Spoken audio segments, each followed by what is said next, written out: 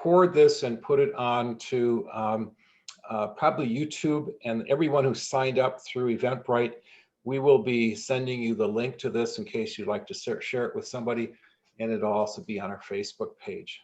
So with us tonight is also Mackenzie McDermott. If you want to say hello, Mackenzie. Hi, I'm Mackenzie. I'm a senior at UW Green Bay. And she is one of our 2 interns this semester. We also have Katie Heap, who I believe is on the call tonight with the meeting. So welcome, Katie. We're going to, as I mentioned, record this and then we'll share that. We have questions going to be asking you, if you have questions, asking you to put that into the chat box. And you should find that at the bottom of your screen. So if you find that at the bottom of the screen, you can click on that and you can ask your question there. So then you don't have to wait until the end to remember what your question was. You'll be able to ask the question as it comes up, and then Professor Gedicks will be answering the questions at the end. So please remember to do that. If you have a problem, on the email I sent you, there is our phone number, so you could always give us a call. And are you, Mackenzie, are you allowing people into the meeting? Because I have stopped doing that, but I hear a lot of clicks. So are they just coming in okay? Yes. Okay, great.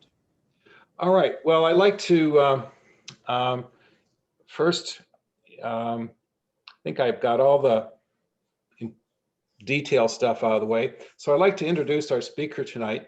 Professor Al Gedicks is the Executive Secretary of the Wisconsin Resource Protection Council, and he is also an emeritus professor at UW-La Crosse. I first met Al when he came to Door County and gave a presentation to a group up there, and I was very impressed, very well informed about the Back 40 mine.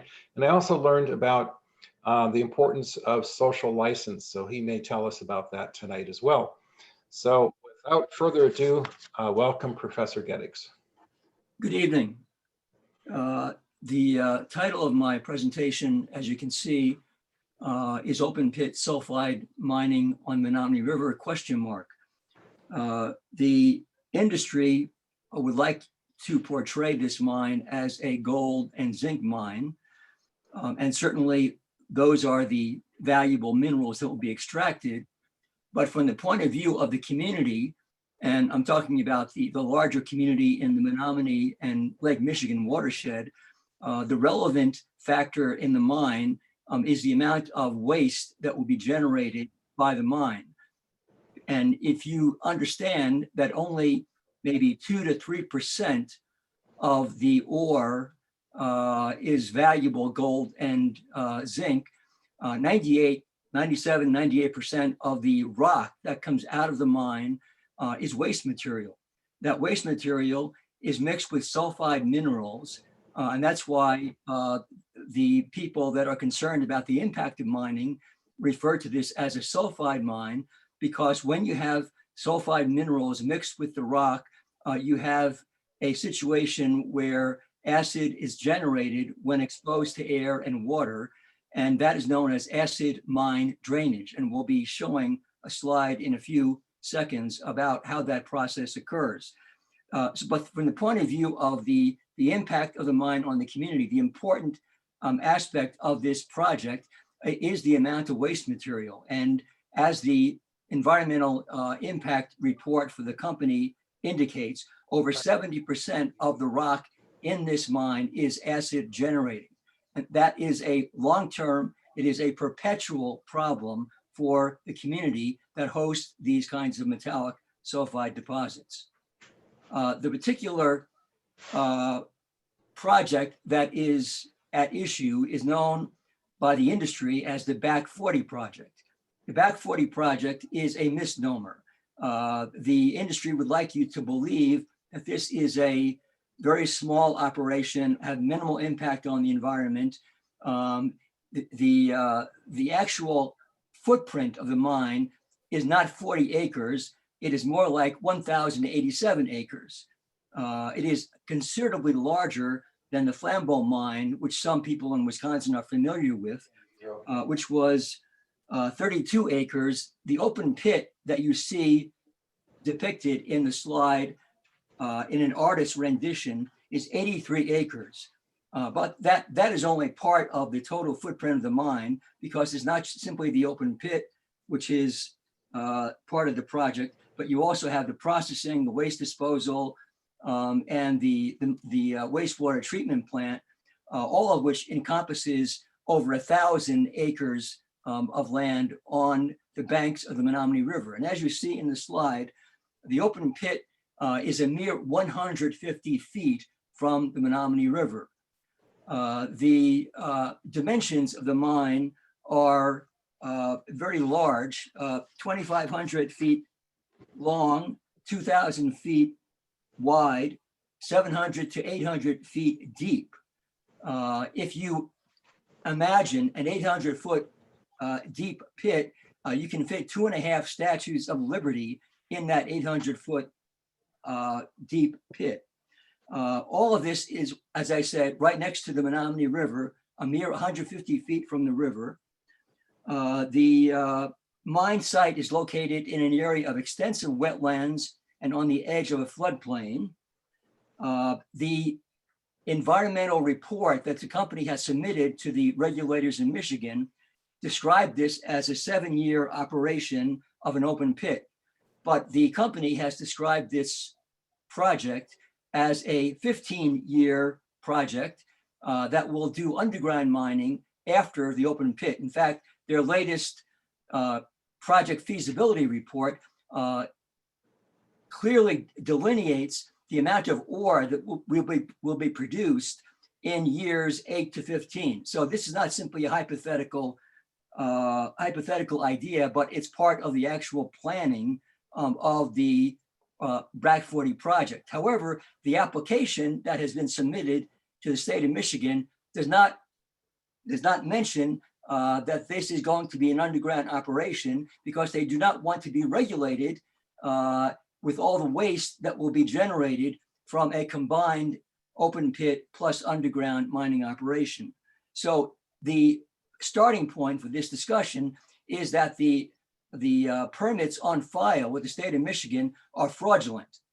They are not an accurate representation of what the actual impact of the mine will be. And as such, it is a violation of Part 632 of the mining regulations, which require the state of Michigan to assess the probable and expected impacts of the project. And given that the expected impacts include underground mining, the state of Michigan has failed in its responsibility to portray the true extent of all the impacts of this project on the environment.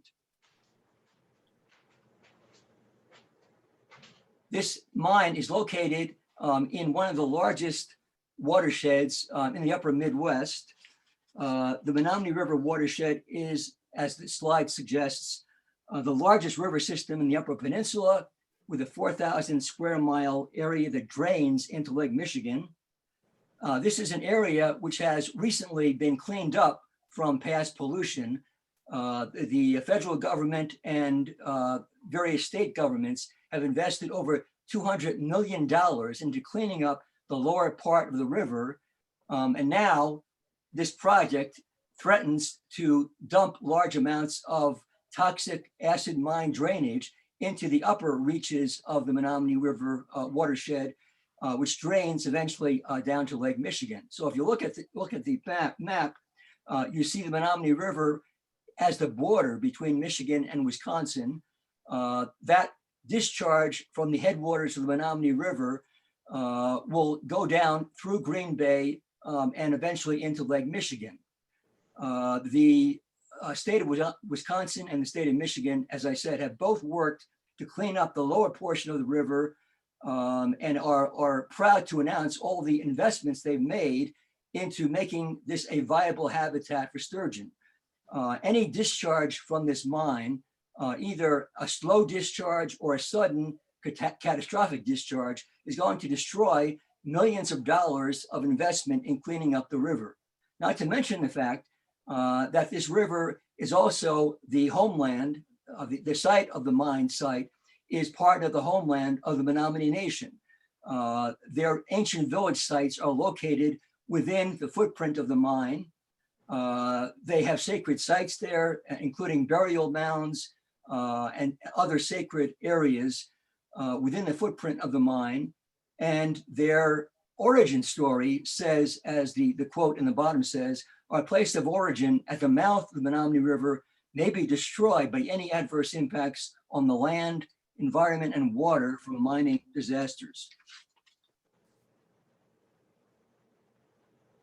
As I said, this is a sulfide mine. What that means is that 70% of the rock that comes out of that mine is potentially acid generating.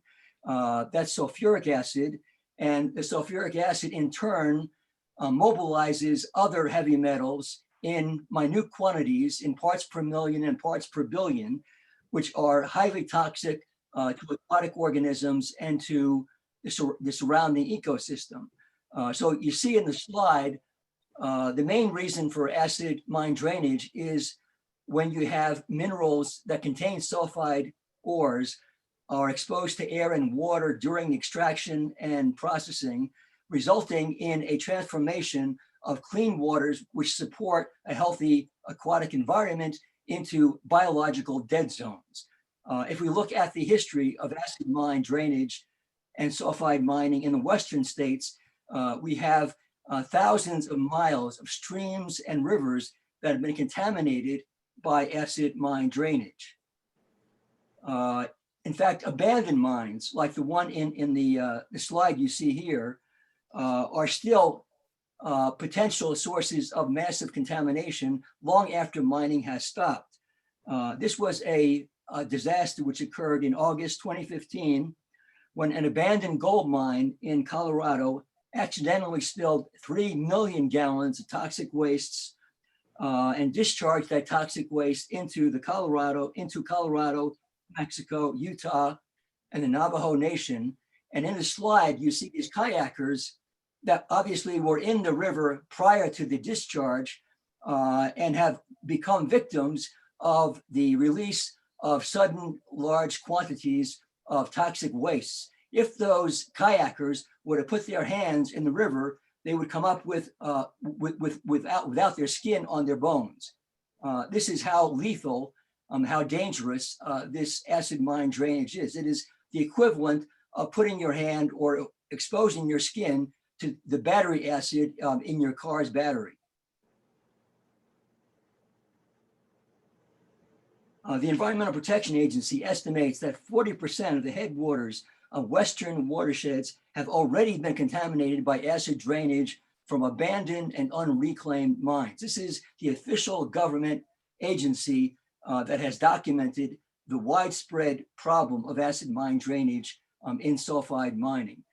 Now, just imagine the headwaters of the Menominee River, the color of orange red, which you see in the slide, as an indication of the kind of threat that is posed to the Menominee River by the permitting of a metallic sulfide mine so close to the Menominee River.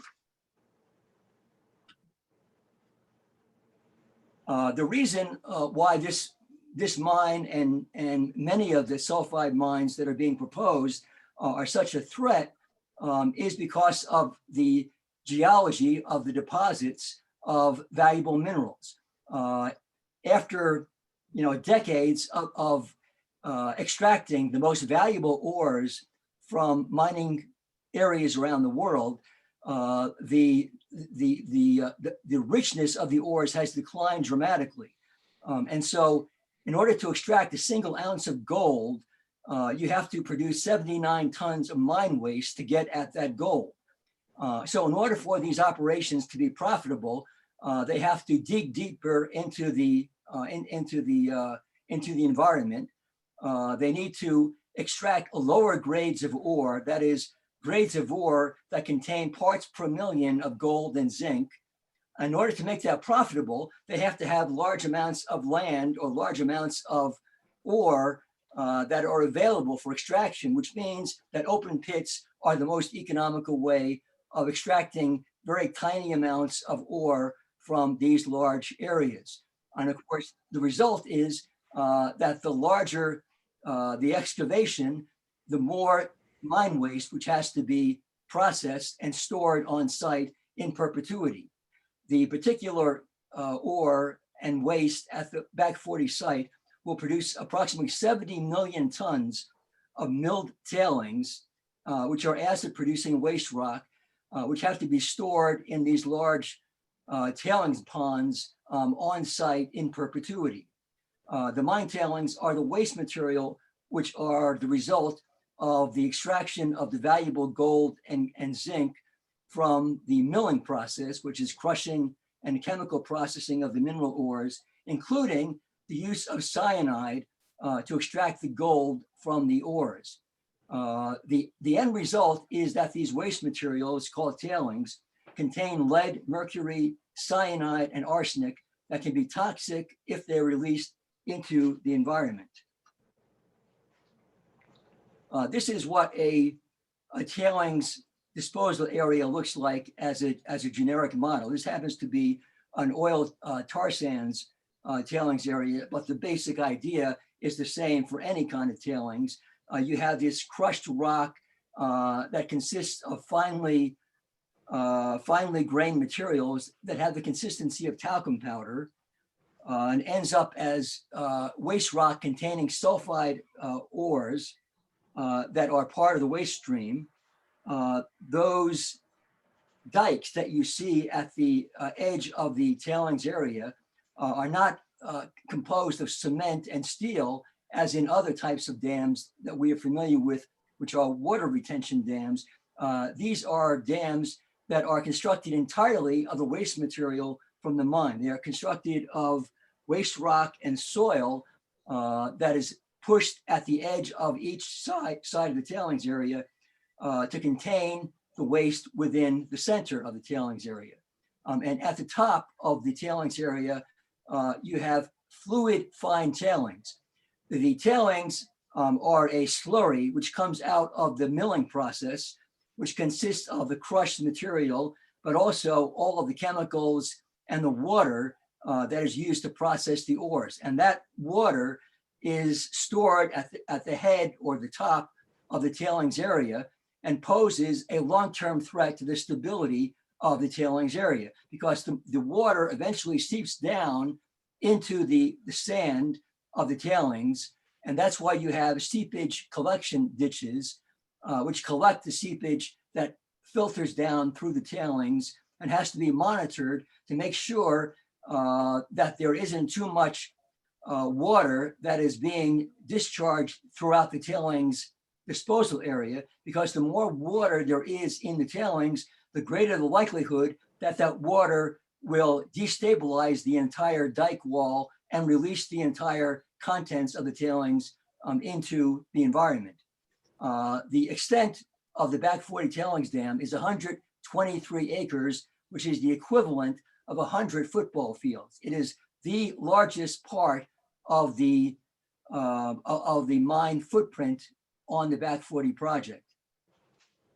So if you look at a schematic of the Back 40 mine, this is from the company's own environmental impact report. The largest area of the footprint of the mine is this area in the middle of the, right next to the open pit and Menominee River, which is where the waste material and the tailings are stored, and which are a source of continual seepage from the bottom of the tailings area into the groundwater and eventually into the Menominee River.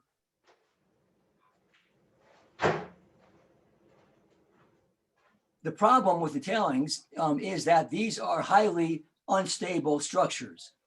As I said, unlike water retention dams, which are constructed of concrete and steel, these tailings dams are constructed of waste material, which are the fine sandy wastes that come out of the processing of the ores.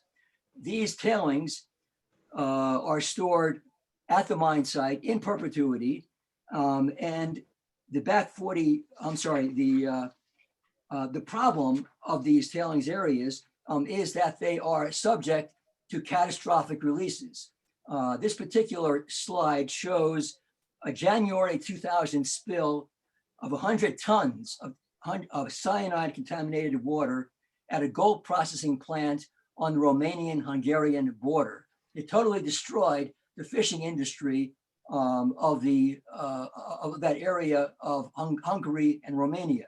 1,400 tons of fish died from toxic poisoning. Several hundred fishermen lost their livelihood on the Tisza River in Hungary. Furthermore, the drinking water of those towns downstream from the tailings area had to suspend any further dependence of the drinking water supply on those contaminated water sources. So you can imagine what would happen if there were a tailings spill or a tailings discharge, a sudden discharge into the Menominee River. The cities of Menominee, Michigan, and Marinette, Wisconsin would be totally cut off from their drinking water supply, in addition to all the other environmental and health effects from toxic discharges.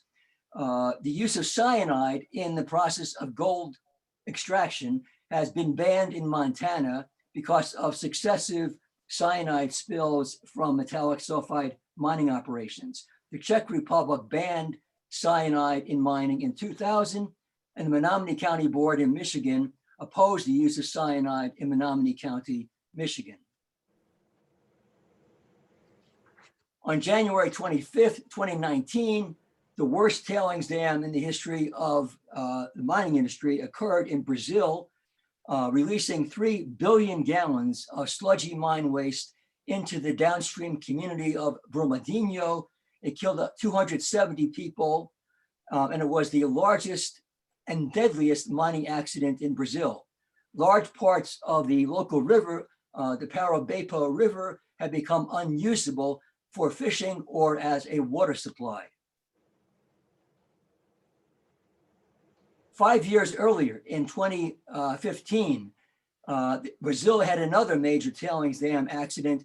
The same two companies, the largest steel companies in the world, Vale and BHP Billiton, were responsible for both accidents.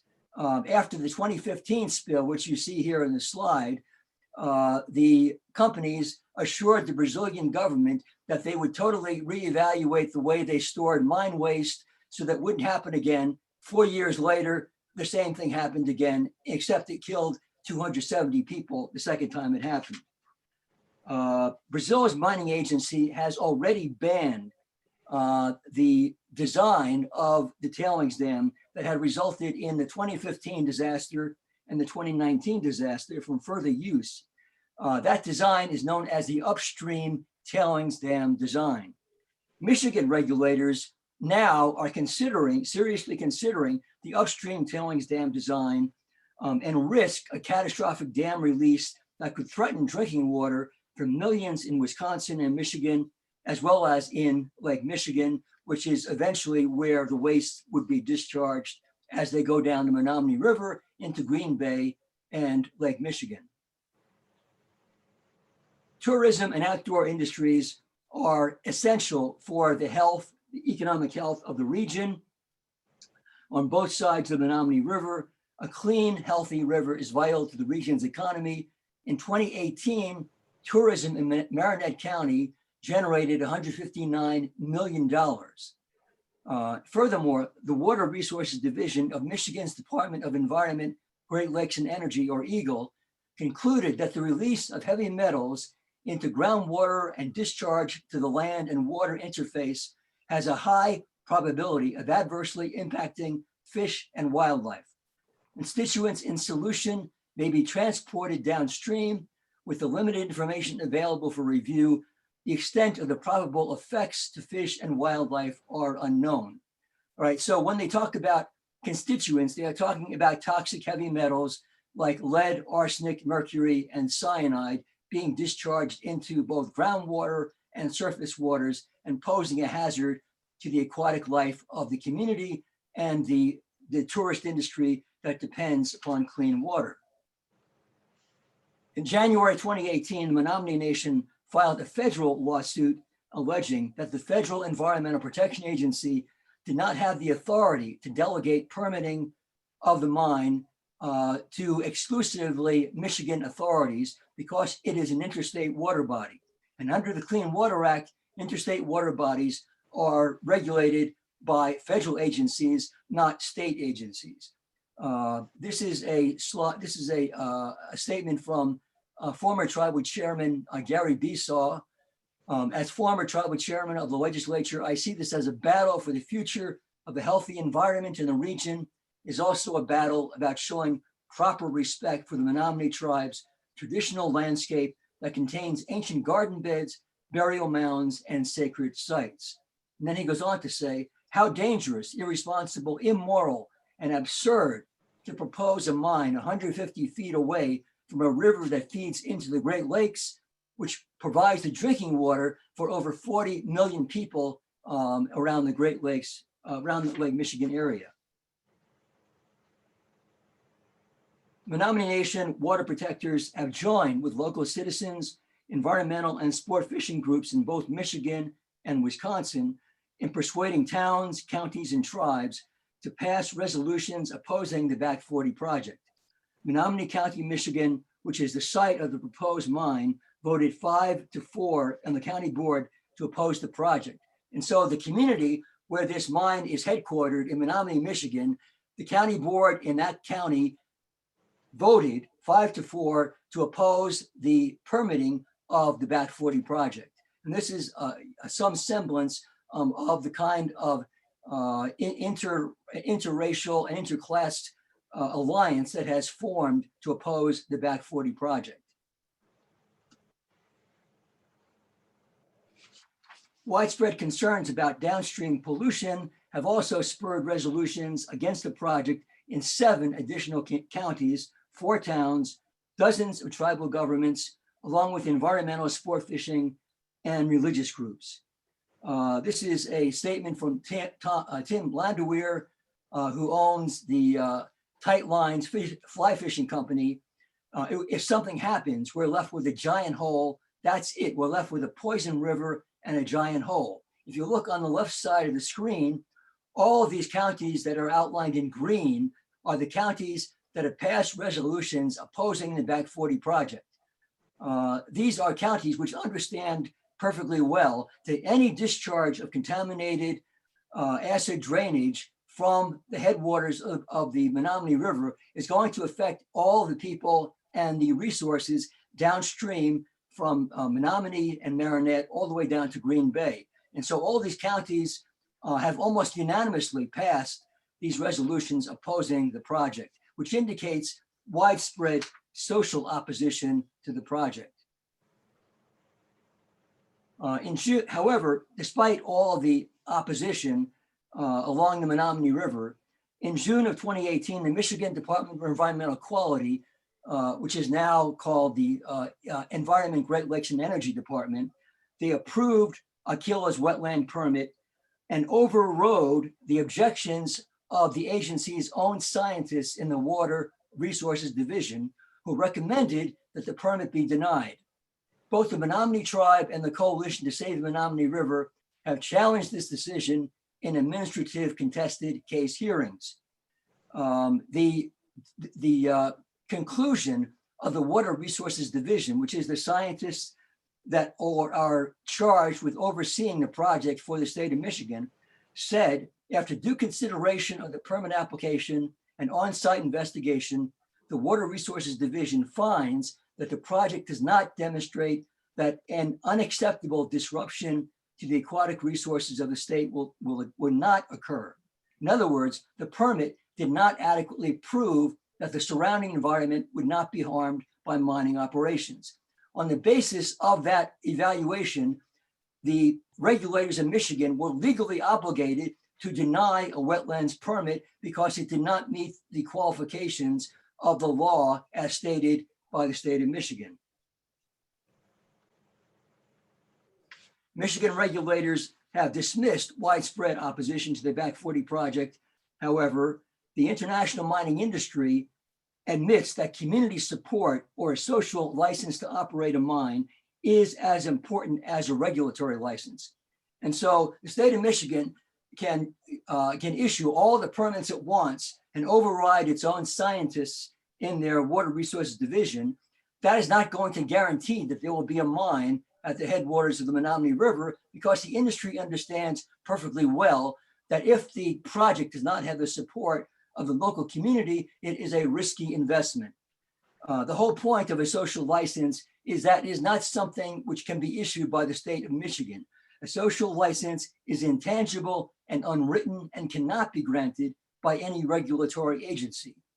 A social license is essentially a set of demands and expectations held by stakeholders, citizens, environmental groups, and native nations for how a business should operate. Failure to obtain the support of local communities creates a financial and political risk for mining investment. We have all sorts of examples in Latin America where governments have issued permits for mining projects which have been shut down by popular referenda and voting in the local community, which votes overwhelmingly against the project. And once it becomes clear that the community is opposed to the project, investors are likely to pull out of their investments in the project because they are not guaranteed to get a return on their investment. In January 2020, the Menominee Nation declared the Menominee River has inherent and legal rights, including the right to naturally exist, flourish, regenerate, and evolve, and the right to abundant, pure, clean, unpolluted water. This is an emerging movement asserting the rights of nature in addition to the rights of communities to reject mining operations. Rights of nature is the recognition that our ecosystems have rights just as human beings have rights.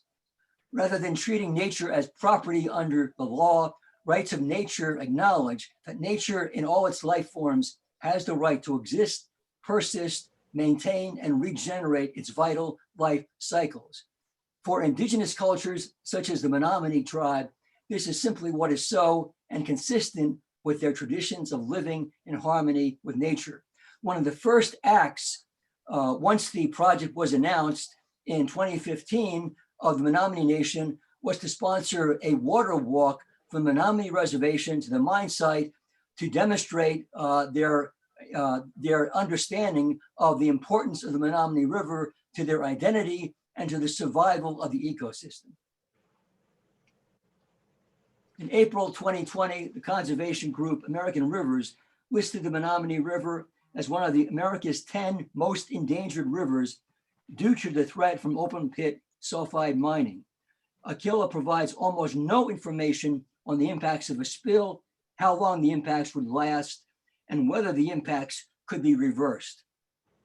This is the reason why the wetlands permit application was rejected in a contested case hearing brought by the Menominee tribe, by the Coalition to Save the Menominee River, and by Tom Warner, who's a landowner whose property is adjacent to the proposed mine site.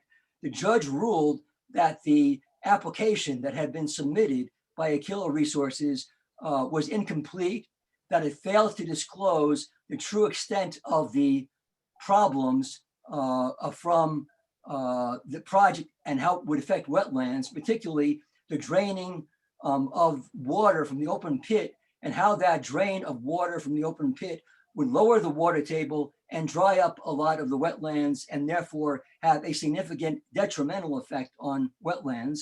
And furthermore, the judge ruled that the attempt of the state of Michigan to make up for the fact that they had an incomplete application which did not disclose all of the relevant impacts to the wetlands, instead of having that as part of the public record, the state of Michigan said, we'll impose 28 pages of separate conditions, which would have to be met after we grant the permit and before mining could begin. And the judge made a very important decision in this case, saying that the whole idea of substituting these promises by the state of Michigan and the company after the fact, after they've already submitted the application, is not an acceptable way, nor is it a legal way of doing a permitting process.